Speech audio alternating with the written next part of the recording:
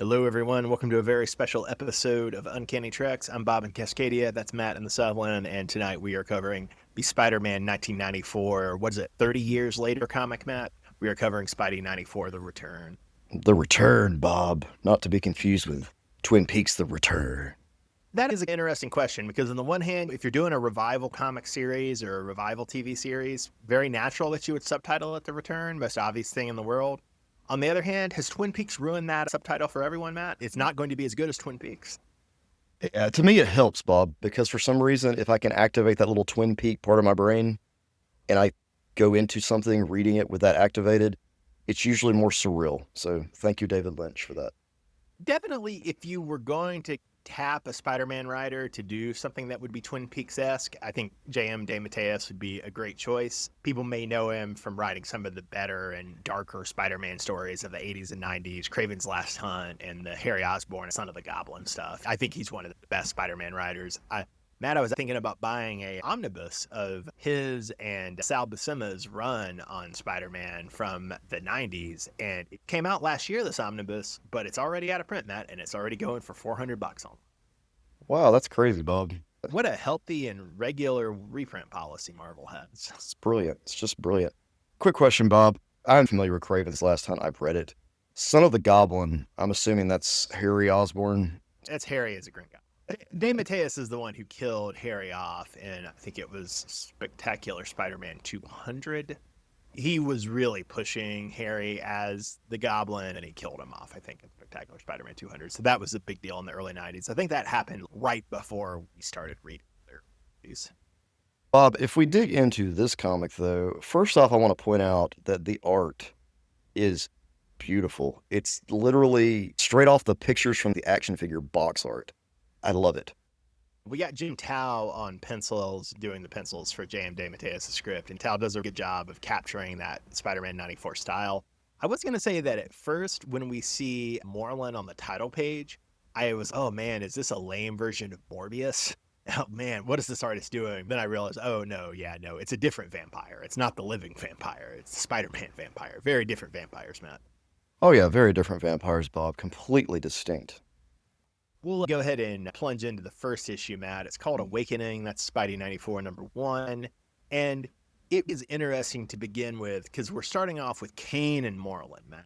And Kane and Moreland are both very representative of distinct eras in Spider-Man history, and they're also pretty notorious eras, right? Kane stands in for the Clone Saga.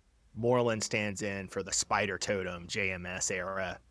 They have their fans, but they also have their detractors. So it's amusing to signal, oh yeah, I'm going to do two of the worst eras of Spider-Man comics, and I'm going to link them together, man. I'm going to make Kane and Moreland plot connected. That's a really bold way to start the comic. I'll be honest, well, I was very concerned when I first picked up this series a couple of months ago because I saw those two characters and I thought the same as you. I was, okay, I did not like these characters when they were introduced years and years ago back in their original runs. But are we going to get something more creative? And I was pleasantly surprised. That works out to the advantage of this because it hadn't come with a history of those characters, but I felt like you took a risk, though, using them. It is interesting because DeMatteis was writing Spider-Man in the late 80s, but he was also writing Spider-Man during the Clone Saga. He wasn't the only guy behind the Clone Saga, but he was one of the main guys doing the Clone Saga. So Kane's a character that DeMatteis is familiar with, and Moreland is from that JMS era, is a little bit after DeMatteis. So I don't know if DeMatteis was reading the JMS stuff and oh man, I've got such things I could do with Moreland.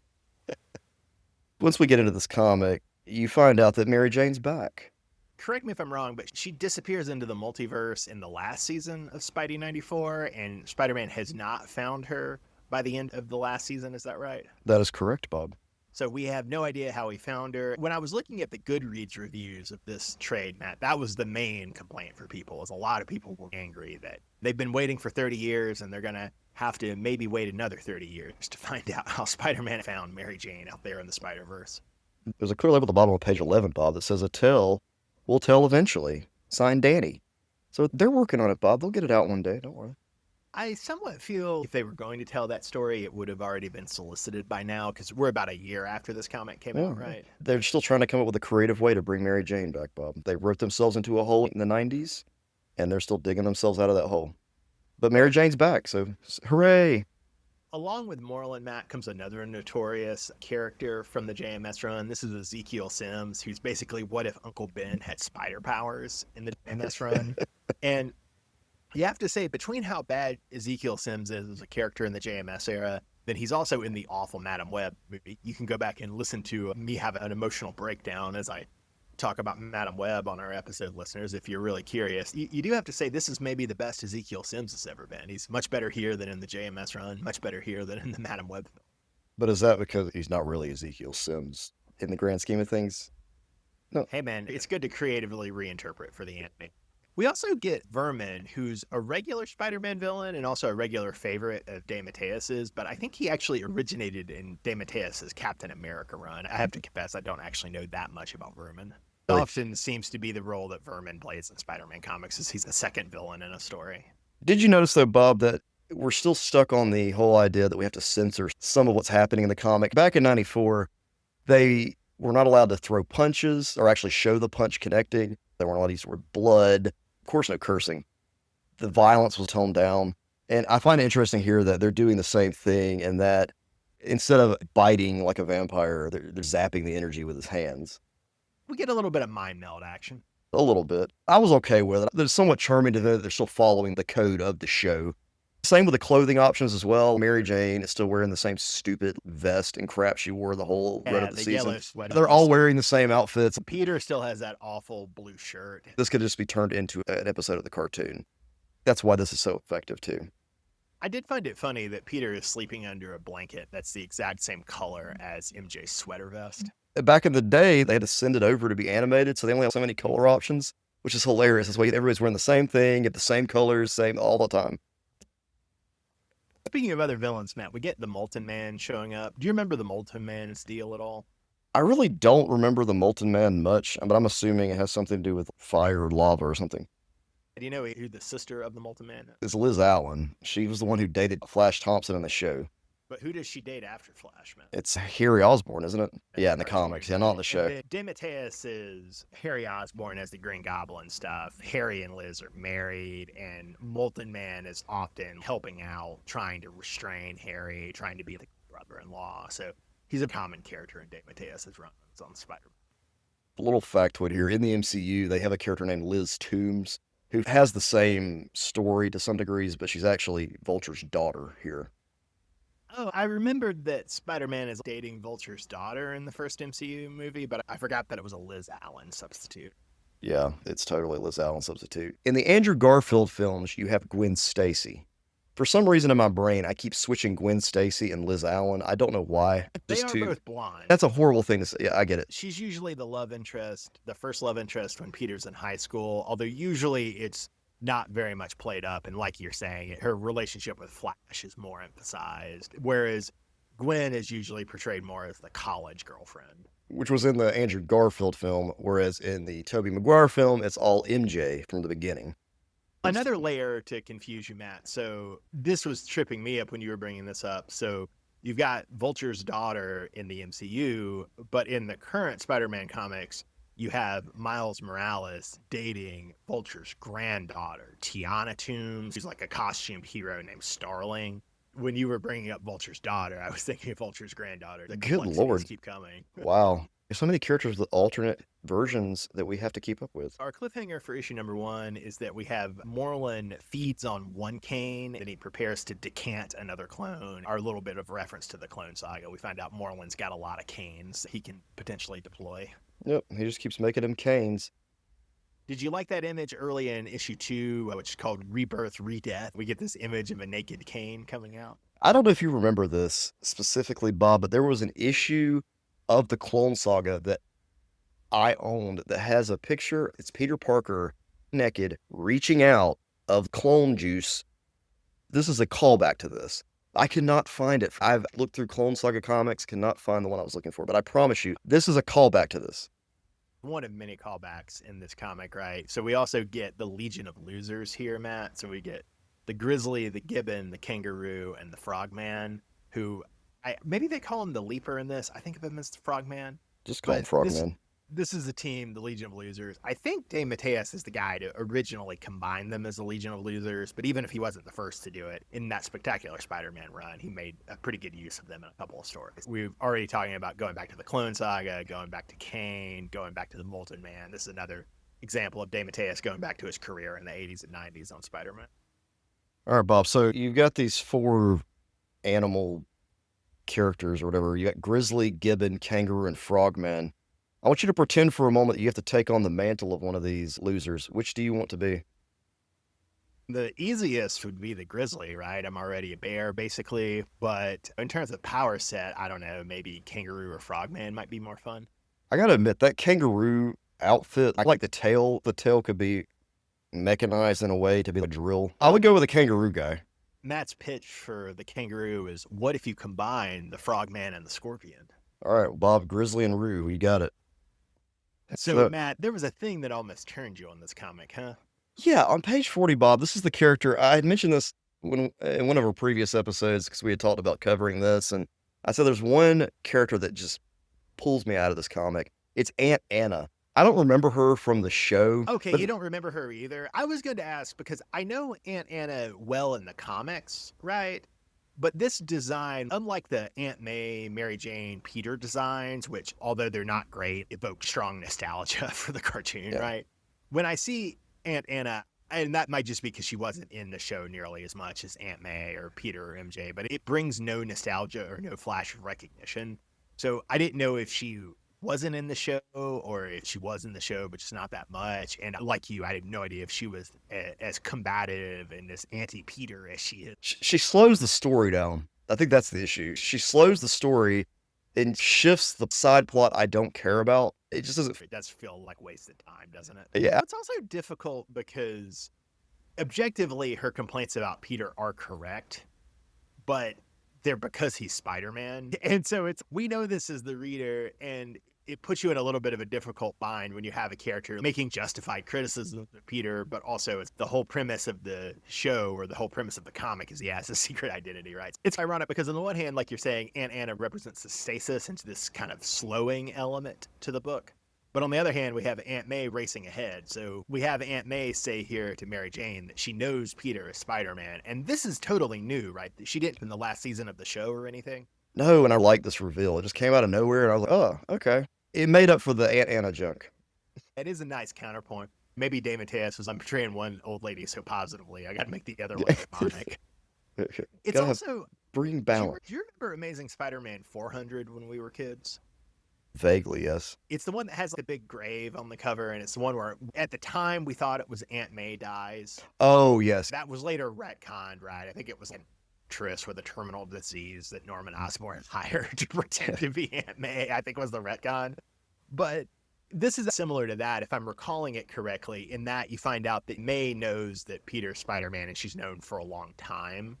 Right? In a way, this is DeMatteis going back because he wrote that issue, and in a way it's him going back to how he portrayed May and Peter's relationship around the secret before, which is interesting. Bob, how does this issue end? We've got the cliffhanger of Kraven watching Moreland abduct Spider-Man, Matt. It's quite the cliffhanger. Bob, moving into issue 3, Totems. Totems! Exclamation point. Craziest flashback in the world. On page 56. So the last thing in the world I expected to get in a Spider-Man animated series revival comic was an Eternals flashback. There's a Celestial right there, Bob. And you got Atlantis showing. This is cool. They're expanding this whole world that we didn't have all this before. Matt, you might be the only person in the world who sees an Eternal and gets excited. I think after the MCU movie, nobody else feels that. I'm excited about the Celestial, not the... That's a fine... Yes, let's be discerning here. Matt fondly remembers the Celestials late in Hickman's Avengers run. He does not fondly remember the MCU movie. I don't know if any of these people are standing around the Celestial. They can go away. I will say Kieran Gillen's run on the Eternals is good. It's a funny satire of Hickman's run on the X-Men. We should look at it at some point, but... It's been a few years. I don't remember the Eternal stuff that well. One thing we do see is we see Moreland's mother, who's a queen, and she has this dress on page 57. It was maybe meant to be an ancestor to Jessica Drew's Spider-Woman costume with the coloration, especially. But it sounds like you do not share my take on that. No, Bob. It looks like New God stuff. This New Gods looking stuff in Eternals is definitely Jack Kirby's next draft of his New Gods. He did it with Asgard first, then he did it with the New Gods, then he did it with Eternals, then he did it with Captain Victory and the Galactic Rangers. Yeah. And then on the next page, you guys got him being Beastmaster. He's just going around killing all the totems and everything. Yeah, you're totally right. I didn't think about that at all, but you're totally right. It seems like a Beastmaster reference. Given that this is nominally in the same universe as X-Men 97, Matt, when we see Moreland get transported to Victorian London, I was really hoping we might see at least Mr. Sinister in the background, right? I'm looking even closer just to make sure he's not accidentally there. They really missed an opportunity with Although, that. in fairness to them, do you really need two super pale guys with long dark hairs and black trench coats in Victorian London, right? Maybe Sinister and Moreland don't look distinct enough for that to be an effective cameo. No, you do, Bob. Oh, Matt's always, you always need Mr. Sinister. It does not matter. Exactly. You make no sense. You got to make sure he announces who he is, too. Yeah, and he has to have a talking part. I don't want him just in the background. He has to have a talking part. He has to be wearing a cape. He needs the red diamond on his forehead. That's Wolverine needs claws. Yeah. Matt, so granted, you're not getting your full Mr. Sinister effect, but do you like what Moreland lays down on page 62? No, Bob. At one point, Moreland decides he has web breath or cocoon breath. He shoots webs out of his mouth. It's weird. To defend it, Matt, it reminds me, not to keep it going on Mr. Sinister, but it reminds me of one of my favorite Mr. Sinister moments where I think it's at the Hellfire Gala. Mr. Sinister and Spider-Man are hanging out, and Mr. Sinister looks at him and he's like, Spider-Man, huh? And Spider-Man's like, yeah. He's like, do you shoot webs out of your butt? Spider-Man says no. And Mr. Sinister responds, would you like to?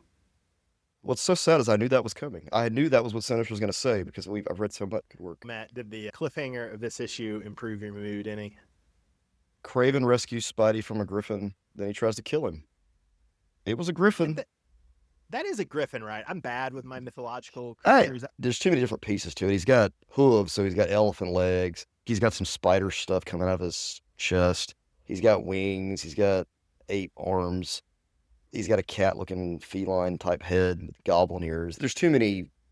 I wouldn't call it specifically that. It looks more just like some kind of weird creature that they combined. Okay. Or I could just read what it says. It's as if Moreland's cobbled it together from the severed parts of a dozen men and animals. Oh, wow. That's a lot of animals, man. Yes. I listed most of them for you. That brings us to issue before Hunted, ! So we get a little bit of a nod to Kingpin being the mayor in not too recent Spider-Man and Daredevil comics. Then we get an extensive flashback that explains how Kraven's actually a good guy, right? Which is a pretty common thing with Kraven these days. Sometimes they really want to go hardcore with Kraven as the villain, and sometimes it's, Kraven, the anti-hero, the villain with honor sort of thing. So it's Spider-Man and Black Cat saved Kraven's sometimes girlfriend Calypso, and so he feels like he owes Spider-Man a debt now. Well, I was talking about how, look, they're following the code here and trying to make it like the animated series, but then they got Kraven shacking up with Calypso down there in his bed. Oh, we do have a sexy scene between Calypso and Kraven, don't we? Yeah, got that TVMA rating now. We also get an interesting scene of Kane seeming to menace Mary Jane, right? And Mary Jane's threatening him with a bat. And this is a trope that DeMatteis does more so than other Spider-Man writers, is he likes to have MJ have an emotional confrontation with Spider-Man villains. He does it at least twice memorably. There's a memorable moment in the early 90s where Harry kidnaps Mary Jane and takes her to the top of the bridge. And Mary Jane understandably thinks he's going to do to her what his father did to Gwen. And he's, no, I just wanted to talk to you. You're my friend. I would never hurt you. Then they actually do have a nice emotional conversation in that issue. And there's another, in the late 90s, when DeMatteis comes back to Spider-Man, there's an issue where Chameleon, because he knows Peter is Spider-Man at that point, and he breaks into Peter and Mary Jane's house, and Mary Jane just decks him with a bat. And she and Spider-Man get a lot of laughs out of Mary Jane has defeated the Chameleon. So the Kane somewhat menacing, but then having this emotional conversation with Mary Jane is in conversation with DeMatteis' other work on Spider-Man. The bat's had a lot of uses there, Bob. That's what you do. Spider-Man's not there to protect you. You whip out the bat. You got to whip out the bat, Matt. Speaking of unsettling things, Matt, how do you feel about the 4-armed gorilla that we see? Does that bother you? It was quite unsettling, I have to say. We see a lot of weird creatures that they're going after. They fight here. They're very nasty looking. I think, though, that the bird scorpion thing is probably the scariest, in my opinion. Okay, so you're more bothered by the bird scorpion, and that's a fair point. Or is it a bird crab? Maybe a crab. The thing that unsettles me about the gorilla with four arms is not just that it has four arms, but that it's almost spread out like a starfish on the angle that the panel shows us on page 87. That's pretty unsettling. Also, the fact that the gorilla reminds me of Dr. Octopus so much Oh, with its yeah. arms. That's a little unsettling. Now, the elephant creature, they just boosted him like he took venom or something. Got some steroids. Roid elephant. Matt, when you're dealing with a roid elephant or a crab bird, what do you need? You need a really big gun, Bob, and the only person who has a big gun like that is, of course, Ezekiel Sims. I'm glad you drew my attention to this because I did not think at all about how Ezekiel Sims looks just like Cable with this enormously oversized gun and his silver hair, but you're exactly. Then we find out the reveal, Bob, which I ruined earlier in the podcast, and that Ezekiel Sims is actually Moreland. Another sad thing in this issue, Matt, it's not really the cliffhanger, but Moreland kills Craven's lion. And granted, I don't think they could kill a lion on a Saturday morning cartoon. No, that's usually not okay. But that does feel a little bit like DeMatteis and Towles, a bit deferring to, okay, it's a cartoon adaptation, so we can't go too much with the violence, so we'll kill off an animal instead of a human character. He breaks its neck, and you just see a crack. It says crack, and it's implied that the neck is broken. Just like with Gwen Stacy, Matt. Yes, just like with Gwen Stacy. It's not as violent as you think it is, but it is rather violent for this particular world. So that moves us to issue number 5, Resurrection, ! Matt, did you have a problem with how we see this evolution from Kane going to Yellow Hulk mode, then he goes to a Venom mode, then he just merges with Moreland? Did it feel off to you? It was off, and let me tell you why. The first part where he's like the goopy thing, whatever, he just turned into the bad. Okay, we get it. You transformed. You're worse now. Then he shifts to the Venom thing, and there's no explanation. He doesn't say anything about it. Peter doesn't say anything to him about it. We don't know why he took that form. It's off. So he's changed 3 times in 2 pages. Then he changes again to Kane and then back to Moreland. He changes 5 times. Then he merges with Moreland. Yeah, it basically assumes Moreland's form, but it's more Kane in Moreland's form than anything else. He needed to make up his mind what he wanted to do here. He should have either just been the Black Venom form and then merge, or not, or just be the Yellow Hulk form, then merge. There's too many additional forms in between. He's not Clayface. Big Clayface energy. That is kind of what Clayface did in the animated series. I remember when Batman finally defeats him, he shifts back to all his previous forms. I will say the end of Kane and Moreland merging makes sense. I've been saying this a lot this episode. I'm going to say it a couple more times. This is DeMatteis doing homages to earlier work of his. And so DeMatteis wrote a really excellent Dr. Fate run in the early 90s. And I don't know if you remember Dr. Fate's deal, but it's much like the human host of Dr. Fate can combine with Nabu, the god, to form Dr. Fate. And the way DeMatteis does is he experiments with having different people be Fate and also different people merging to be Dr. Fate, right? So you might have 2 or 3 people merging to be Dr. Fate. So in that sense, this thing of Kane and Moreland needing to come together is a common theme in DeMatteis' work. He's also into Hindu philosophy, and I think he sees there being a spiritual message to this idea of merging with your opposite or merging with someone else. There's a kind of Hindu theology to that as well going on. That part is interesting, but I agree with you that the move from Kane to Yellow Hulk to Venom to Moreland that doesn't work well. It's just too many steps. And then, Bob, we move on to the end here where we find out that they marry MJ and Parker getting married because they were married before, but it wasn't the actual MJ. It's a little bit almost a funny jab at the One More Day undoing the Peter Mary Jane marriage too. It's a little bit fun. And then we get the final splash page of Spider-Man swinging with both Mary Jane and Aunt May. That's interesting too, because we have gone through periods where May knows Spider-Man is Peter Parker, but I don't think in the periods where May does know Peter Spider-Man, we see her go swinging with Spider-Man, unlike Mary Jane, who swings with Spider-Man all the time. So that's a little bit of a different image, and it's a little bit of a callback too to that Amazing Spider-Man 400, where one of the things that, if I'm remembering that issue right, the way May tells Peter she knows is she looks at him and she's, "What's it like when you're swinging up there?" It's an interesting callback to what DeMatteis has done before.